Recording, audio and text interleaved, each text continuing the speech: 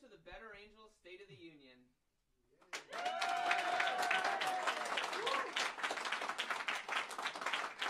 We're coming at you live from just outside the nation,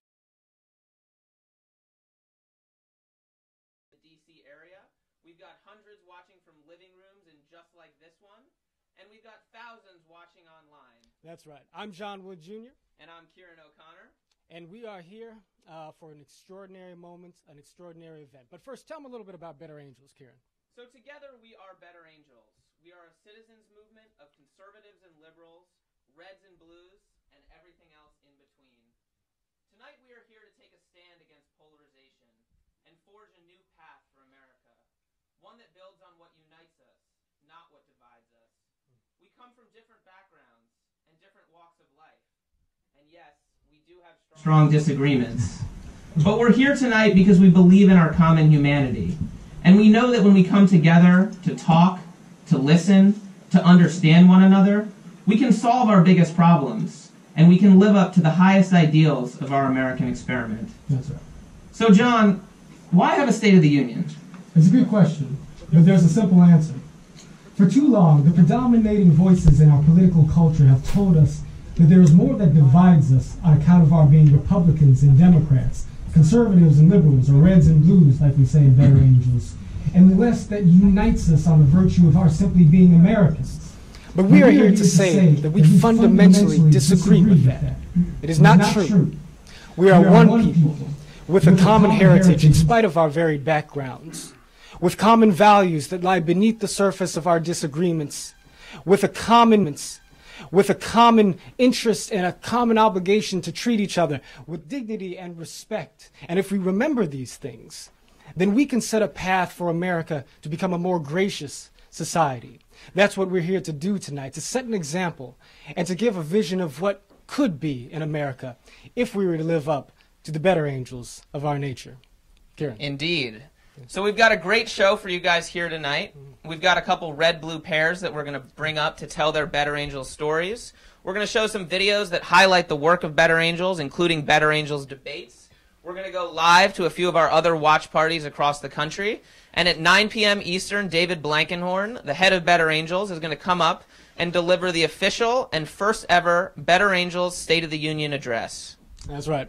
So we're going to start off with our first red and blue pair. A very special couple of people. They're not here with us tonight, but they're joining us by video with a video message. The first is Mr. Richard Lynch. Mr. Richard Lynch. Now, Richard Lynch is a singer, a member of the Country Music Hall of Fame, and a conservative Republican. Then there's Peter Yarrow of Peter, Paul, and Mary, the voice of Puff the Magic Dragon, and a longtime liberal activist. Yeah, I used to love Puff back in the day. Both of these are extraordinary men who have extraordinary political disagreements. And yet they found common cause in Better Angels and in the work of depolarizing America.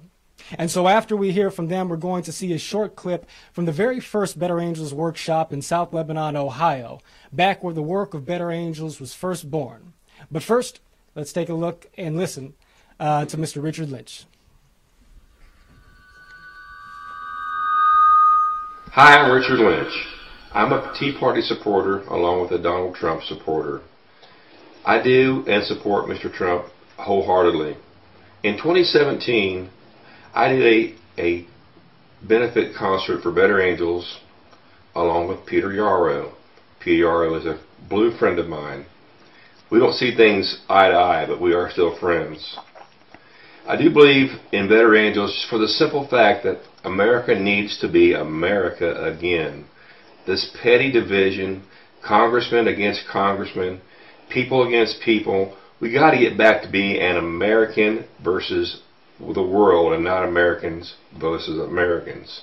I'm all about Better Angels because I don't see anybody else doing anything better to help our country come together.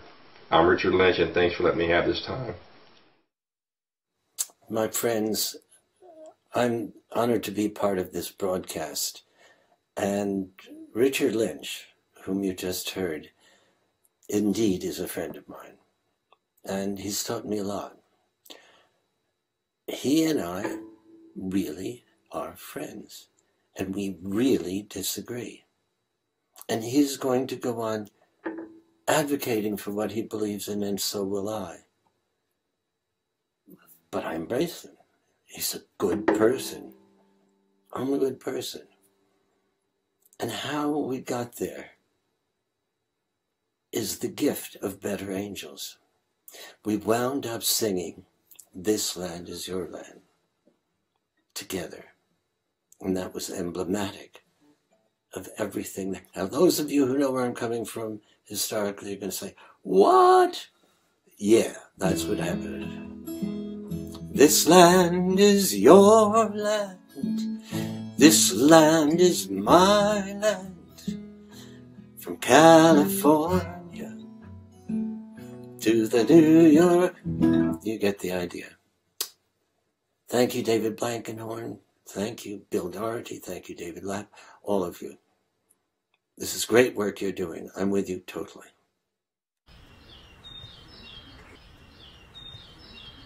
This part of Ohio is southwestern Ohio, and it's in between the metro area of Cincinnati and Dayton. So there's a lot of rural and suburban areas, depending on what part of the county you're in. Factories have been closing down left and right. So I've seen a lot of forced retirements, a lot of forced layoffs. Once some people get through the layoffs, sometimes they are able to come back. A lot of times they weren't. I've had the door slammed in my face. I've had people say very rude things about Obama and ask if I voted for him. And some people would say, hey, you're not going to lie to me, go ahead and put your sign in the yard. And other people would say, get out of here because you're a Democrat. I love Don Trump. A lot of people don't. And I think it's not his personality. He's a man that has given his life for his country, if you think about it. And that's why I love him. But the biggest challenge is getting that sort of a message across of who he really is. In my opinion, if you voted for Trump, then you're taking on all of the things that he and his supporters are for, and I think you're racist, and I don't want to be involved in that. Sometimes to speak to an atheist or a person that's not conservative, have the same beliefs as me, a person of a different color, it's sometimes I want to talk to them. But I'll tell you, I'll be honest with you. Right now, I kind of feel afraid to open my mouth. I'm afraid that if this vitriol and this animosity continues to grow, it might give certain groups a blanket check to touch upon violence. There are nice people who do nice things, and I don't know how we get back to that. What you just saw were excerpts from interviews done prior to a 3-day gathering of 7 Republicans and 8 Democrats in the small Rust Belt town of Lebanon, Ohio. Their comments revealed their anxieties and concerns about their coming meeting with folks who voted differently from them. After 2.5 days of skillfully guided and very dynamic exchanges, a group statement was read by David Blankenhorn, one of the leaders of the gathering, that summarized what had taken place. We are 15 residents of Southwest Ohio. Politically, 7 of us are conservative in our philosophy, typically voting for Republican over Democratic candidates and supportive of President Donald Trump and his administration, while 8 of us are liberal in our philosophy, typically voting for Democratic over Republican candidates and critical of President Trump and his administration. A number of us on both sides began our meeting believing that the other side could not be dealt with on the basis of rational thought. We say unanimously that our experience of talking with, rather than simply at or about each other, caused us to abandon that belief. After the meeting was over, this is what the participants had to say about what they experienced. The way this weekend affected me is I showed emotions I kept hidden for a long time. This is the first time I've cried in a couple of years, actually. So it brought some emotions out of me that I was afraid to show. I did end up liking them as people, and even the one that came in and was saying he's arch conservative and Trump is his guy, we joked, and it was a genuine laugh that we had with each other. And so I think talking really is not underrated.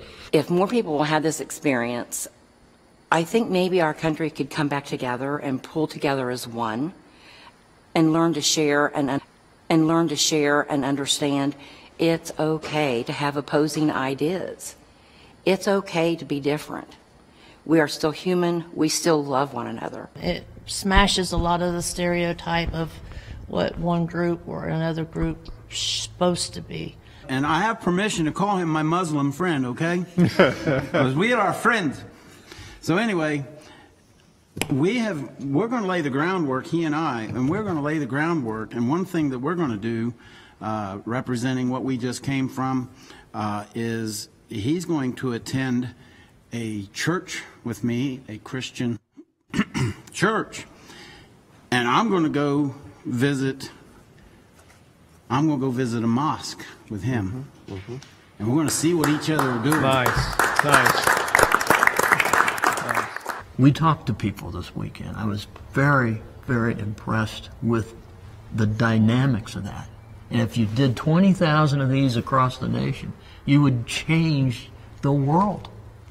I truly believe that, because people are talking to people. America has been around for a couple hundred years or so, even more, and these challenges at some form always existed, and American people have always been able to solve these problems. And I mean, this is not, we are going into an uncharted territory. This is not our first presidential election. This is not our first controversial campaign. This thing should go on and on and on. This what we just did this weekend should not stop. This should go on to the next county, to the next state, to the city, and back out into the country and down every highway.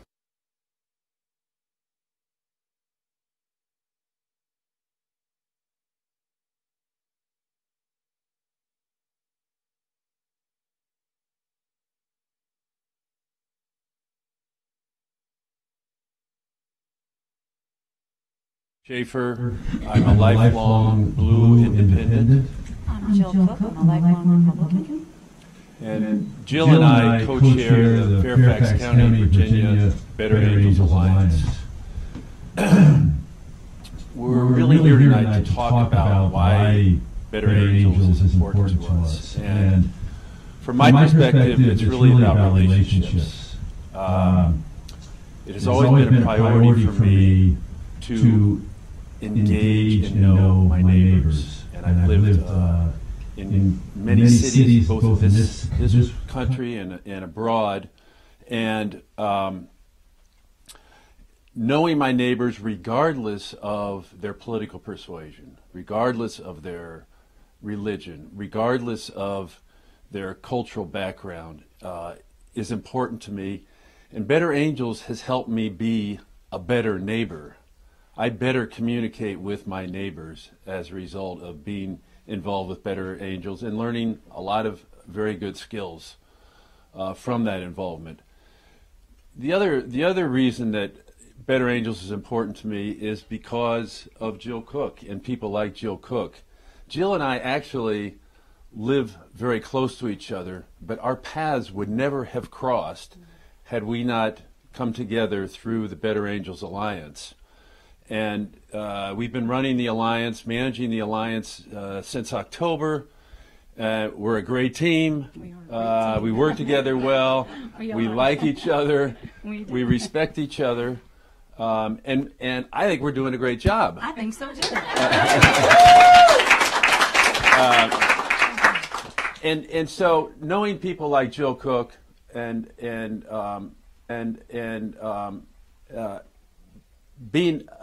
learning from people like Jill Cook is ultimately what it's about. If we only hang out with people who sound like us, who talk like us, the fact is we lose some of the great opportunities in life. We lose the opportunities to engage with each other. We lose the opportunity to be challenged by others. and we lose the opportunity to learn from one another. Exactly. And I can tell you a little bit why I got involved. And again, like Kurt said, we never would have met, and we get along great. We're a great team. I have been involved in politics for a very long time. I have interacted with countless numbers of people at very different levels, out in the field, in meetings, everywhere, at all levels, okay? And I was really tired of the anger and hate that was thrown at me and at other people. And I thought there's a better way to talk about the issues that are important to all of us. So when I was invited to my first organizational meeting right here in Donna's living room last year, I thought, this is great, you know? And I started attending meetings, and when, for various reasons, the initial 2 co-chairs of the Fairfax Alliance couldn't make it, couldn't stay on, Kurt and I were, lo and behold, selected, and I thought, wow, he's been great in meetings. We get along. I think we can do this. And we have had a really successful alliance. We do lots of fun things. So anybody out there who wants to join an alliance, if you're around here, join us. And if not, join across the nation. I want to say one thing. I'm a people person. I like to find reasons to like people rather than find reasons to dislike people. And I think Better Angels finds reasons to agree with people rather than finding reasons to disagree with people. And that is the beauty. And that's why we're doing this. So join us.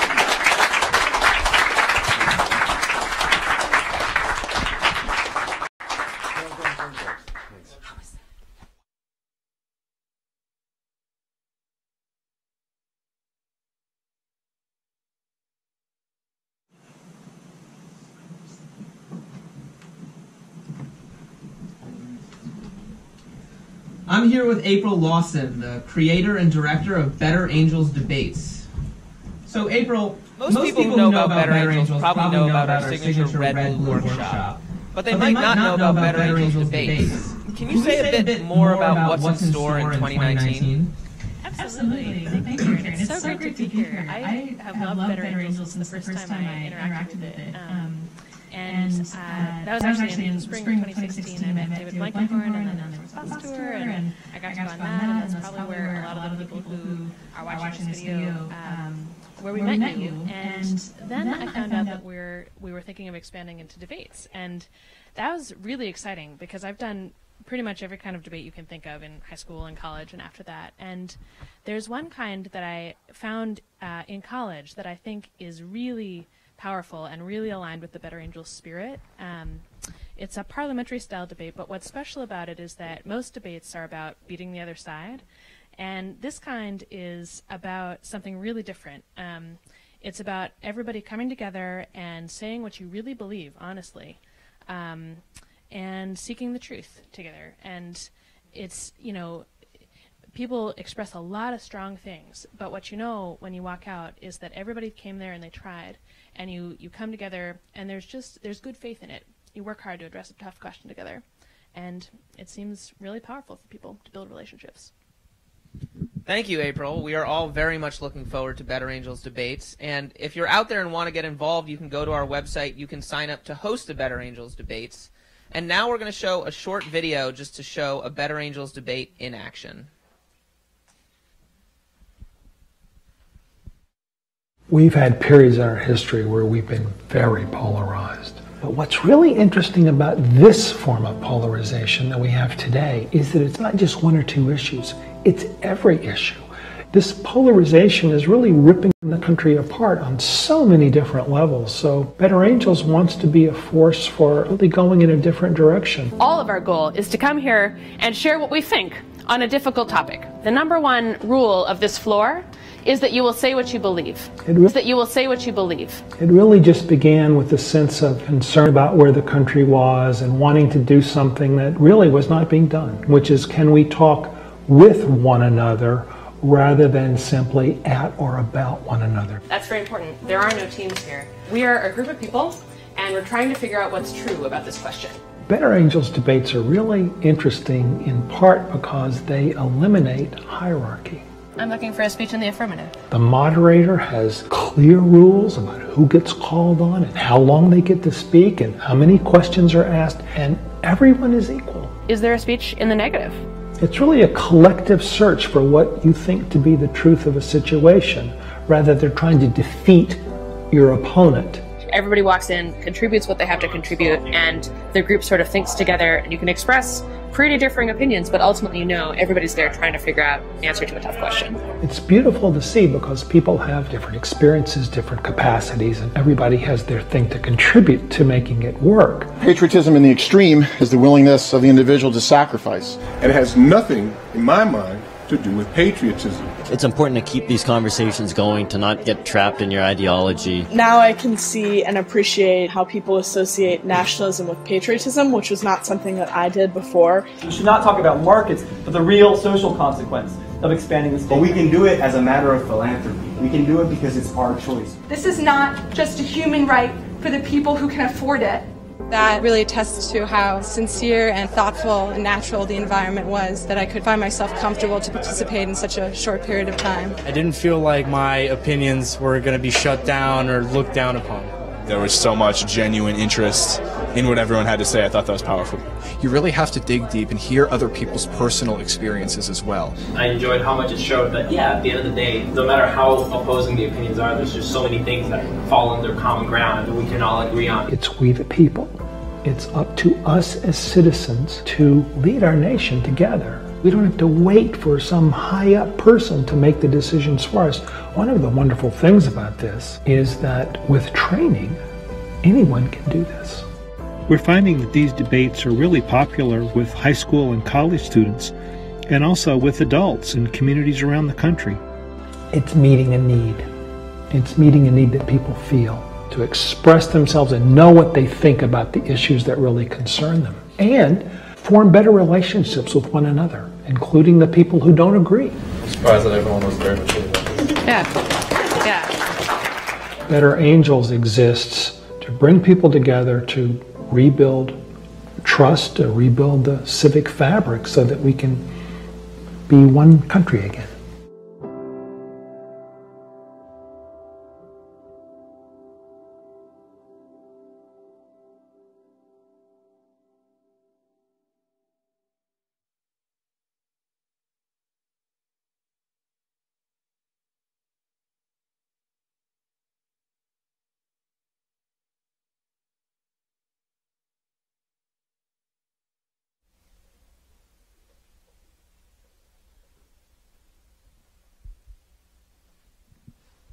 Hi, my name is Sarah, and political dialogue has been my life for the past 15 years. I grew up as a Democrat. I grew up in a Democratic home, and that was really the air that I breathed and the water that I drank, and that was just how things were.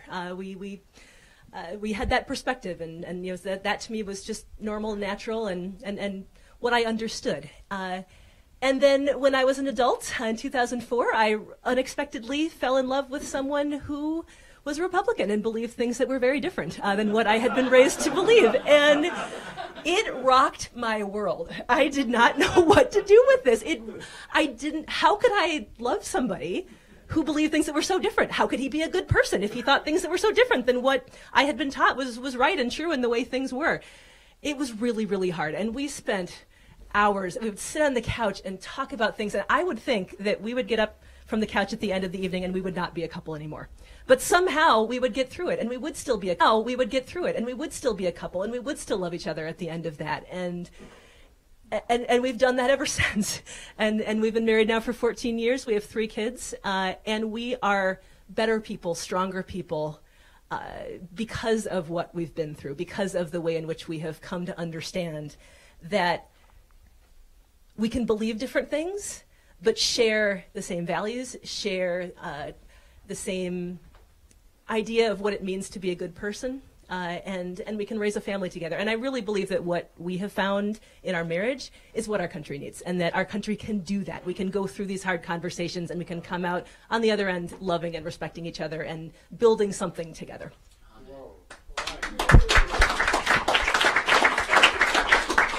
So Sarah got into Better Angels through personal reasons and personal relationships, and I had a similar upbringing to hers, but I found my way into Better Angels for more intellectual reasons rather than just interpersonal stuff. So I grew up in a very red family. My family's always voted Republican. We've always been pretty conservative in a lot of ways. And I was the kind of precocious high school kid, college kid, who somewhere in the middle of the way through college figured, wow, I'm going to figure out what the perfect conservative ideology for the 21st century can be.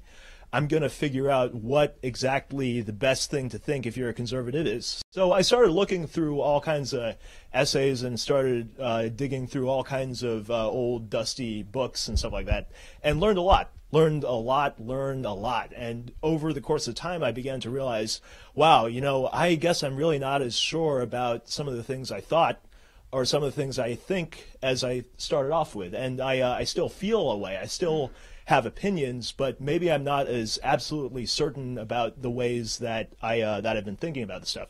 Around that time, I discovered Better Angels and started doing some volunteer editing work because I thought it'd be a good way to learn some new ways about how to think about this stuff. And nowadays, I'm the editor of Better Angels' editorial media output, and I'm still trying to figure out what the perfect ideology is, or if there is one, how you can find it. So Better Angels has been a great intellectual thing, aside from just all the personal stuff that it really does help with in my life.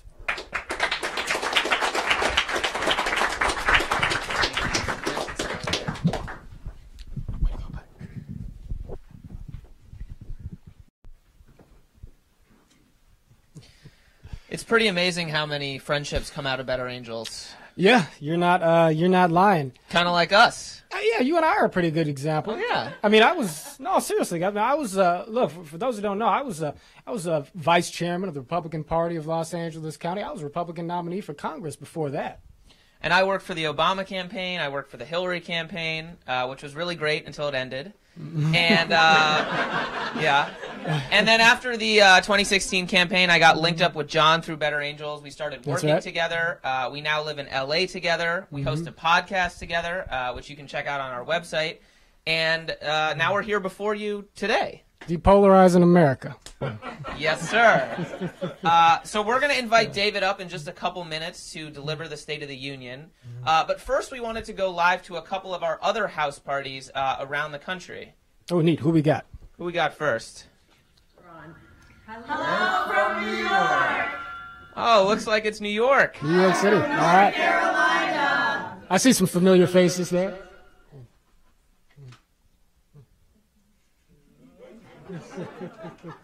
And who's next? Well,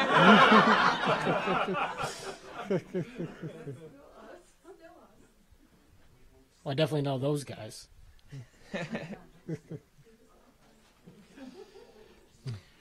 All right, looks like we may have lost New York, but please trust us. There are hundreds of living room watch parties across the country, and we really appreciate everyone tuning in. No, it's true. There are. I mean, we have people watching right now in offices and auditoriums and living rooms across the country.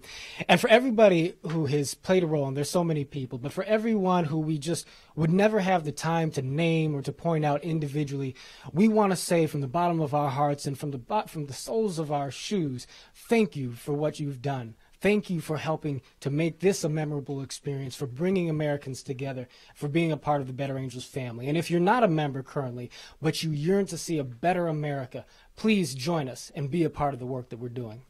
And if you are a member, now is the time to dig in your heels.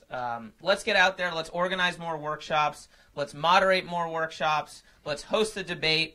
And ultimately, let's treat each other with love, respect, and empathy. There you go. And let's depolarize America. Yes, sir. All right. So, without further ado, we'd like to bring to the stage our lead organizer, Donna Murphy. Donna.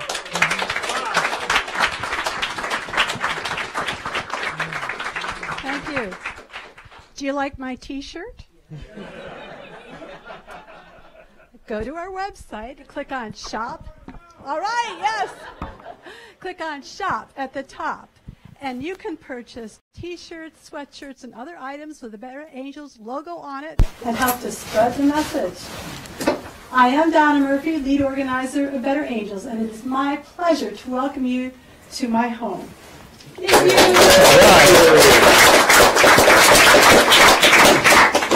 We get our name from the first inaugural address of Abraham Lincoln. We are not enemies, but friends. We must not be enemies. The passion may have strained, it must not break our bonds of affection.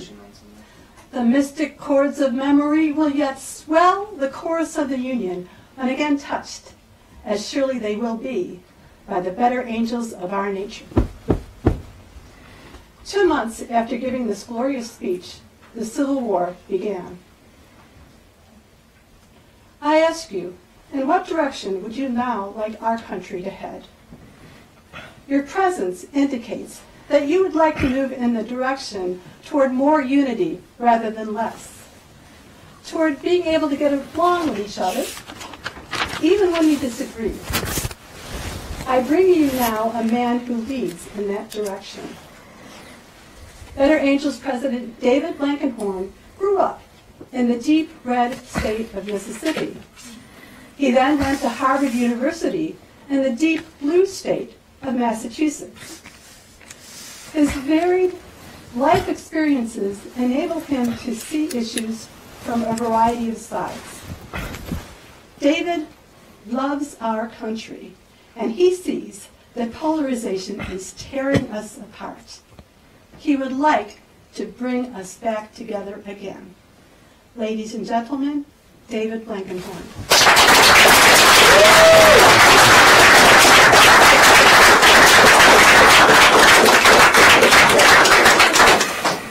Thank you, Donna.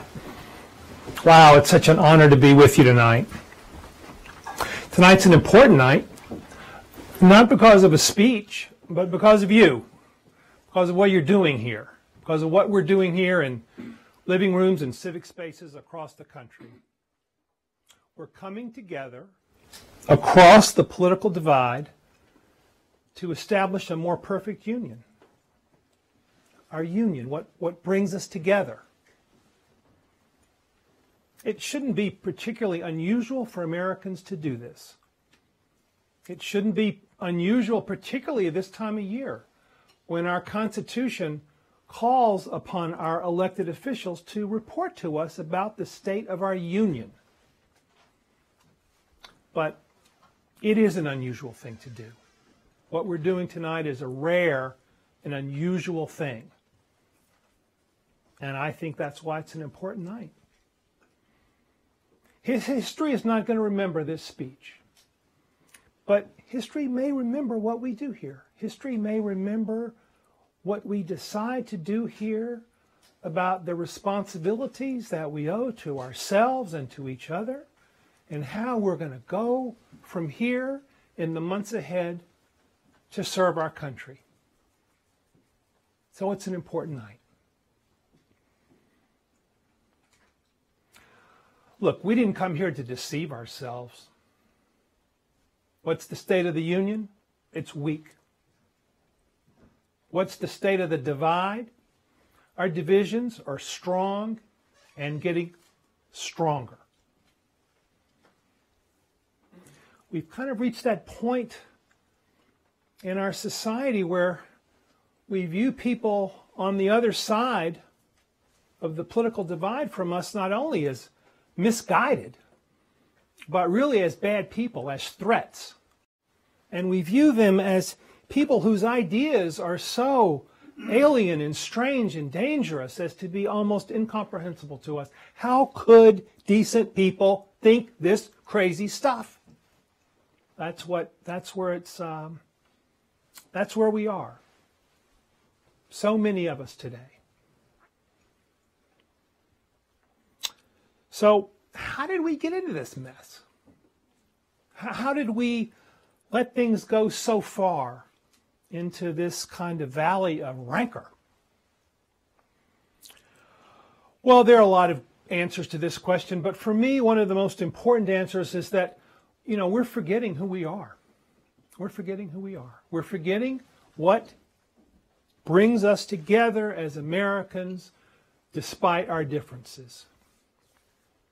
So what is it that we're forgetting? What is it that unites us? What is this common American identity?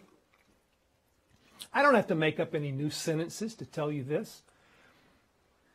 I just want to say some words to you that should be very familiar. They're from some of our most important and eloquent statements and poems and anthems about who we are as Americans. You'll recognize these. My country, 'tis of thee, sweet land of liberty, of thee I sing. Conceived in liberty and dedicated to the proposition that all people are created equal, with liberty and justice for all. I, too, am American. This land was made for you and me. Let freedom ring. Free at last, free at last. Thank God Almighty, we are free at last. Now, when I hear these words, besides sending a tingle up my spine, it tells me that we are a free people who care for one another. A free people who care for one another. Freedom, because that's the American birthright. That's the founding idea. That's what the founders bequeathed us. That's why the Constitution says that one of the most important purposes of the government is to secure the blessings of liberty, to live a life that is free. That's why people still, from all over the world, want to come here. The idea of freedom. Care for one another. Have mutual respect, have empathy, look out for the other person, caring for one another in a form of civic friendship that is bigger than political differences. And why? Partly because we humans are kind of hardwired to want to connect to others, and partly because we know as Americans that if we don't, the project falls apart. Freedom itself becomes not, it doesn't work. Things grind to a halt. James Madison said it beautifully. He said in the Federalist Papers, he said, self-government requires a higher level of virtue in the citizens than any other form of government. So, when we govern ourselves, it requires this virtue. Now, the virtue is just, I think, a kind of caring for one another, looking out for one another, recognizing each other's essential dignity. We use the word civility a lot in this work. And, you know, I think one of the things we learned from Madison is that civility is not simply good manners appropriate to the circumstance. Civility is also the inward desire to do good to your opponent. That's the virtue he was talking about, and without which our project in ordered liberty is at risk.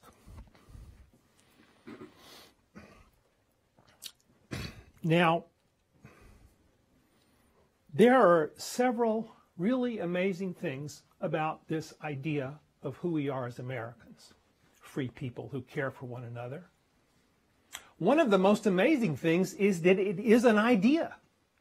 It's something that we think about each other. It's not based on fixed attributes like what color is your skin or how you pray or whether you pray. It's not based on sexual orientation. It's not based on ethnicity. It's not based on the language that your parents or grandparents spoke. It's based on an idea that is in here about what we owe to ourselves and one another who want to live in this certain way. We're one of the few countries in the world of which this can be said. Another amazing thing about it is that it's constantly expanding. Each generation renews this idea in its own way. You know, it's like a flickering flame was lit by the founders, and this flame is passed from each generation to the next. And the task of each generation is to make that flame burn brighter, to make its warmth extend more broadly, so that more of us can be included in that warmth of civic friendship. And so the circle in 1787 was much narrower, much more restricted than it was in 1860 when we fought a great civil war over whether enslaved people would be allowed into the circle of friendship and warmth. And of course, today, the circle is broader still. And I think in the future we will find, if we remain true to ourselves, this idea of free people who care for one another will be continually deepened and expanded.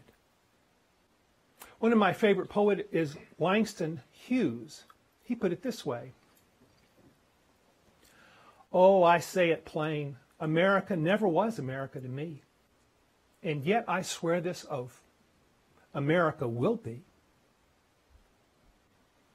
Now, when Langston Hughes wrote those words in 1935 in a little hotel room in New York City, he might as well have been reciting the words of the Pledge of Allegiance. He might as well have been singing the national anthem. So deep is this idea that we can be ourselves and more.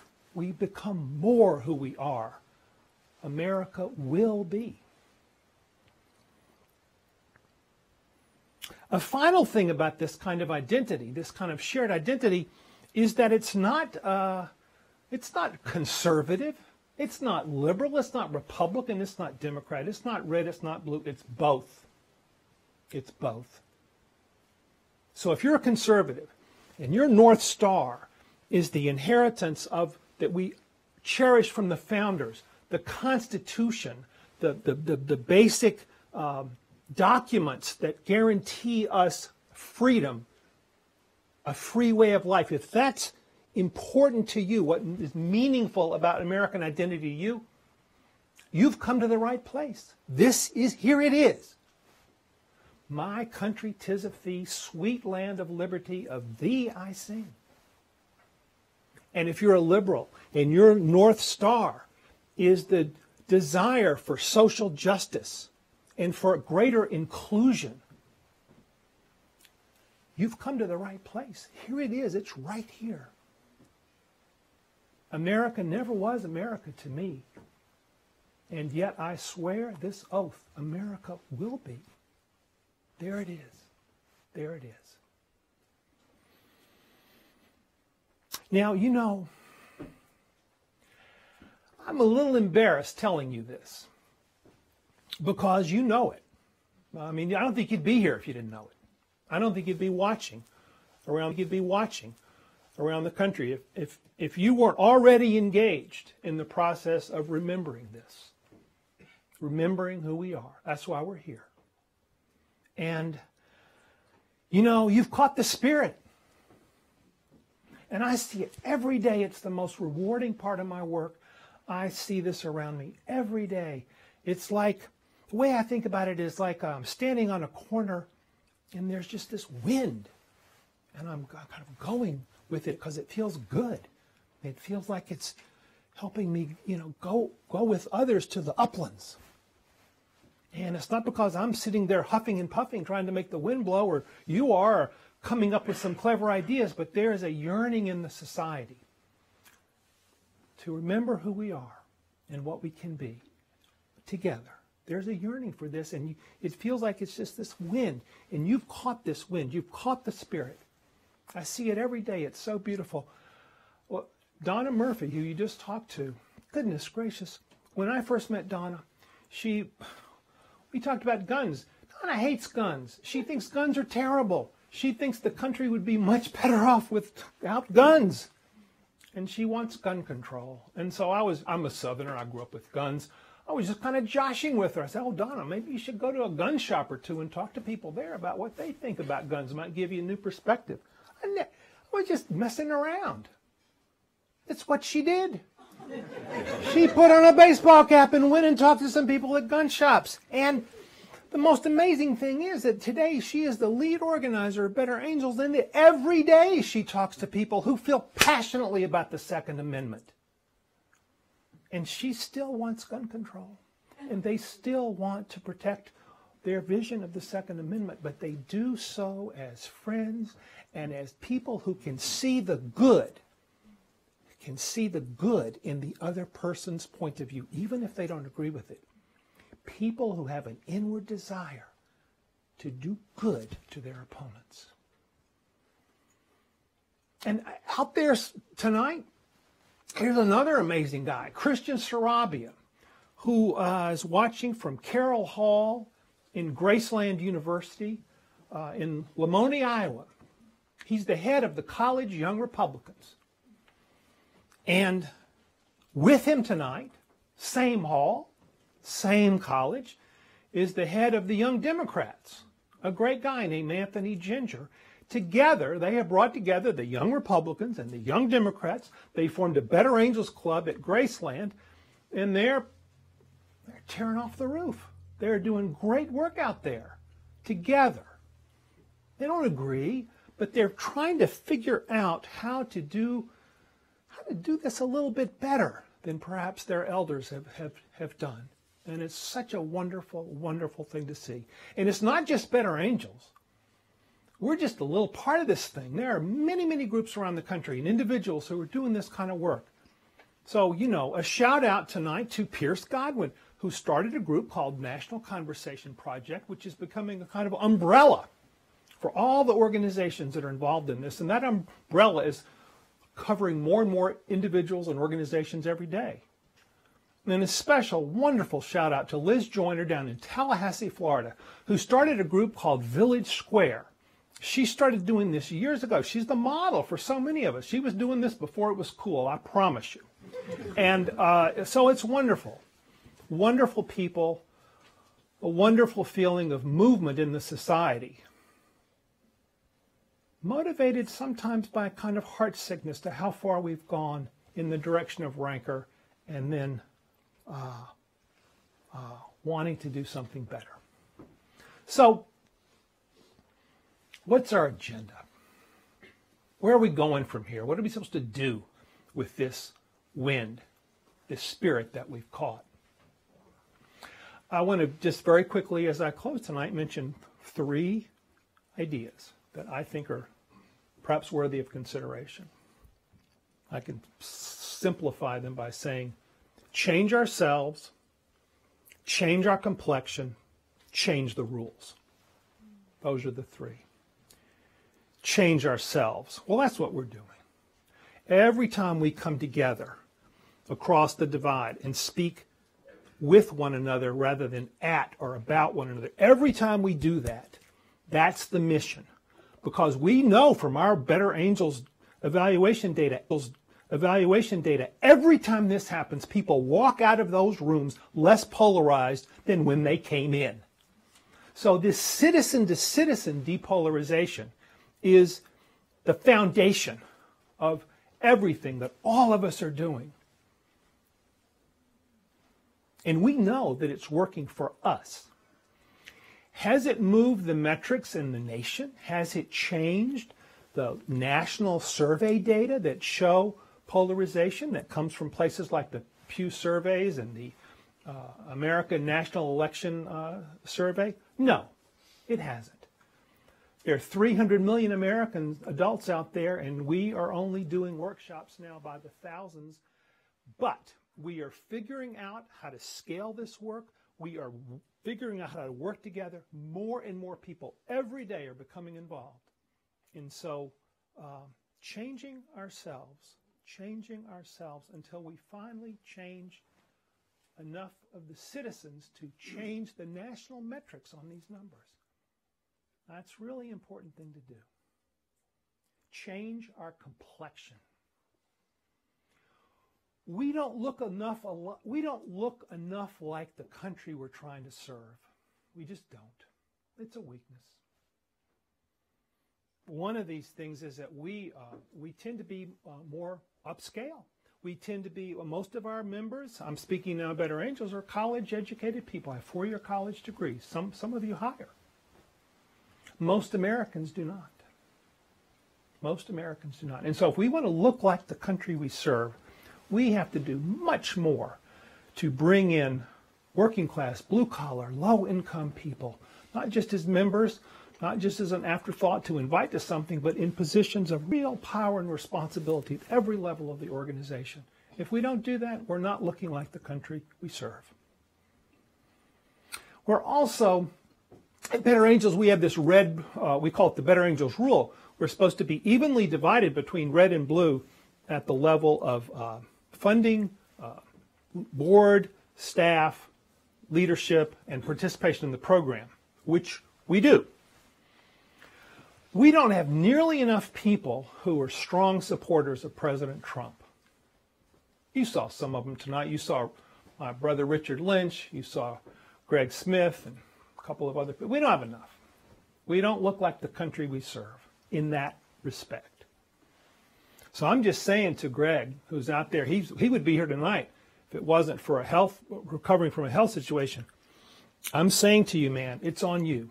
It's on you, and it's on other people like Greg and like Richard in the organization, in other organizations, to step up and show leadership on this. And it's up to all of us, but it's especially up to our conservative friends who support President Trump. We must make this change, or else we're kidding ourselves about the real possibility for depolarization. And so I don't think there's anything more important for any of us to do over the next months than to be serious about changing our complexion in this way. There are other things we need to do, especially at Better Angels, maybe elsewhere too. We tend to tilt a little male and white and old in our leadership. It's very lucky that I don't fit any of those categories, but we do, and it's something we need to work on. Change the rules. And I'm really grateful to Brian Benson, who I think is here tonight, and Mark Beckwith. Brian's a big conservative, Mark's a big liberal, and they came up with this idea when we were talking about this very talk tonight. They said, we need to change the rules of the conversation. Change the rules of the conversation, not just for us internally as Better Angels, but for the institutions of society. And so if you think about, for example, Congress, 50 years ago, most Congress people, members of Congress, spent most of their time talking to one another to legislate, both within their party and across party lines. New studies show that members of Congress now spend only about 10% of their time actually legislating. The other 90% of the time is spent raising money and doing PR, which is the, adversarial, why I'm different than these terrible opponents. We can change there's nothing inevitable about this. The rules that govern Congress can be changed to encourage them to be more like what we do, where we talk to each other and try to work together in some ways.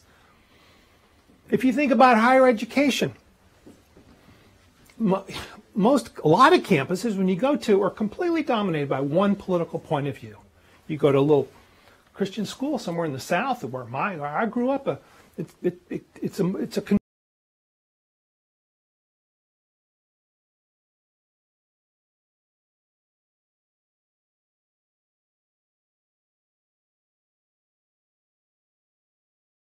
that kind of governs things on the campus. These rules can be changed so that in the pursuit of knowledge, everybody gets a voice. Everybody gets to speak freely and with their full voice. This is something that can be done. In the media, good grief, is it really inevitable that all of the rules of engagement in the media have to test toward rancor and accusation and vitriol and name-calling and lowest common denominator mudslinging and food fighting? Is it really necessary that this be the way our media operate? There's nothing inevitable about this. So we have to change the rules of the conversation, not just for ourselves, as we're already doing, but for the powers and principalities, for the institutions that really shape so much of our society. Now, this is very, very hard work. We're just beginning. In some ways, it's easier, or at least there's more direct, when it's ourselves that we're changing, our own attitudes about one another as citizens. It's harder when we think about changing institutions and how they operate, but this is the challenge for us. This is where we have to suit up here and figure out how to do this, because we will not depolarize America if we only depolarize ourselves. It has to be our institutions as well. So,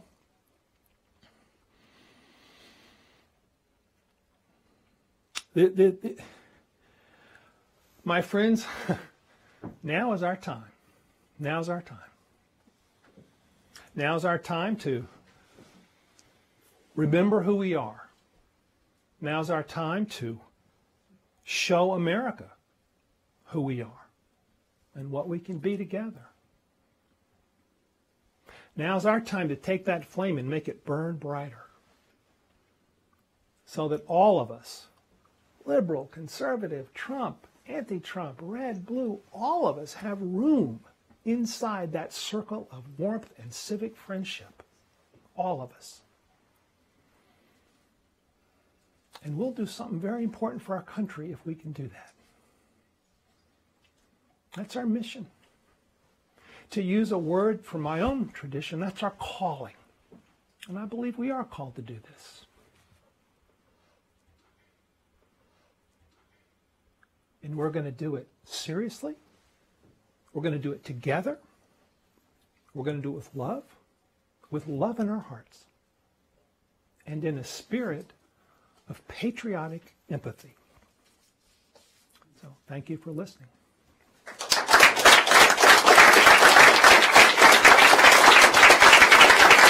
Thank you.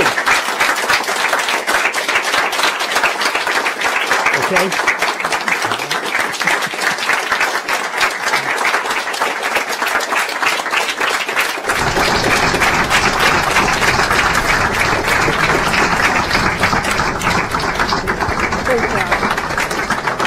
All right, enough.